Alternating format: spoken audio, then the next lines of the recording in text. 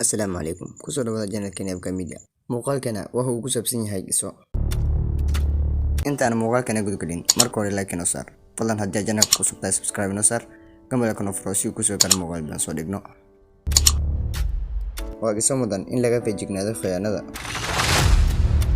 nin ayaa waxa uu ka shaqayn jiray aanu iibin wuxuu guriga geen jiray aanu saafi ah dadkii haafida joogayna way aamineen aanihiisa waa loo bogay aanihiisa waxa uu soo bixi jiray hoogaa faa'iido ah maalintii dambe ayuu isiri armaad fiican tahay inaad badsato faa'iidada maalintii xigtay aanihii ayuu biyo ku soo daray gurihii u rugmanayeen ayuu wada geeyey dhammaantooda kadib lacagtii ayuu ka soo wada qaatay lacagtii oo idil waxa uu ku shubtay kiish wuu soo baxay geed weyn oo dhiniisa way marayo ayuu hoos fadhiistay si uu u tiriyo lacagtii markuu dhammeeyay tirinta lacagtii waxa uu soo baxay faa'iido dul saaran markaas ayuu isiri alle maanta waa kugu jirtaaye geedkan hoostiisa iska seexo isagoo hurda ayaa waxa u yimid daanyeer wuxuu ka qaatay kiishkii geedka ayuu la fuulay daanyeerkii siduu u boodboodayay ayuu lacagtii bar webiga ku shubay bar kalena dhulka ayuu ku daadiyey aanugadihii wuu soo toosay isagoo lacagtii ku daadanayso wuxuu ku qaylinayay alle maanta faa'iido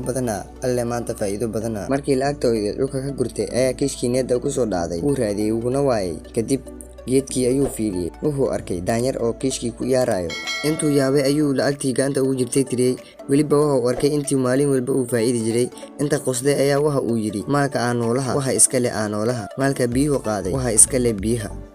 duruucda sheekadan ayaa ah khiyaano weelkeeda waa faaruq